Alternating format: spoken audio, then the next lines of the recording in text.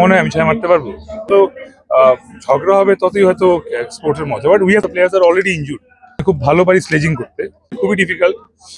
তো এই তো ইনজুরির একটা আশঙ্কা আছে এবং আমরা অলমোস্ট আমাদের half of the players are already injured.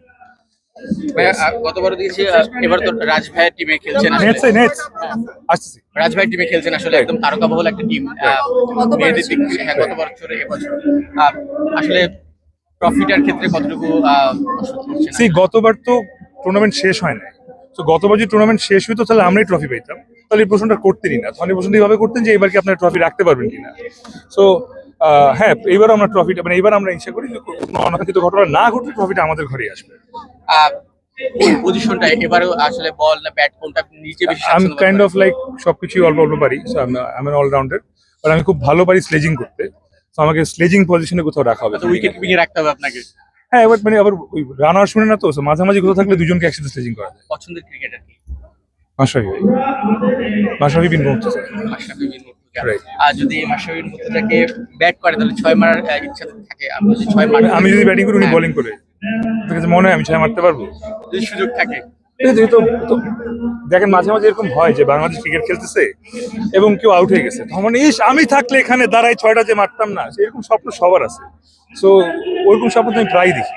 এবার যে ক্রিকেট বলে প্র্যাকটিস করছেন সেখান থেকে কিছুটা মনে হয়েছে কিনা না ওরা আসলে অনেক পরিশ্রম করে? কিছুটা না, পুরোপুরি মনে হয়েছে যে আসলে আমি পাড়ার ক্রিকেট এক জিনিস আর দিস ইজ প্রফেশনাল ক্রিকেট। বারবার বলছি, আমার আঙ্গুল আস্তে আস্তে ইন্টারভিউ মাঝখানেই ফুলে গেছে। গতবার হচ্ছে একটা অনাকাঙ্ক্ষিত ঘটনা ঘটেছিল, এবার এরকম না হওয়ার জন্য কতটুকু সিকিউরিটি মেইনটেইন করা হচ্ছে বলে আপনার মনে হচ্ছে? এটা সিকিউরিটি টিম বলতে পারবে বেটার।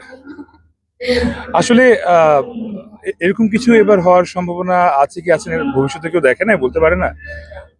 এরকম কোনো ঘটনা ঘটানোর মেন্টালিটির লোক না থাকলেই হচ্ছে। তবে ঝগড়াও কিন্তু গেমের একটা পার্ট।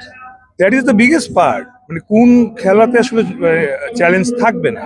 অ্যান্ড যত বড় দুইটা টিম, যত বড় বিপক্ষ টিম থাকবে, যত ঝগড়া হবে ততই হয়তো স্পোর্টসের মজা। But we have to take it sportingly. এটা আসলে যেটা আমরা ভুলে যাই, আমরা সিরিয়াস হয়ে যাই সবসময় and we take it personally.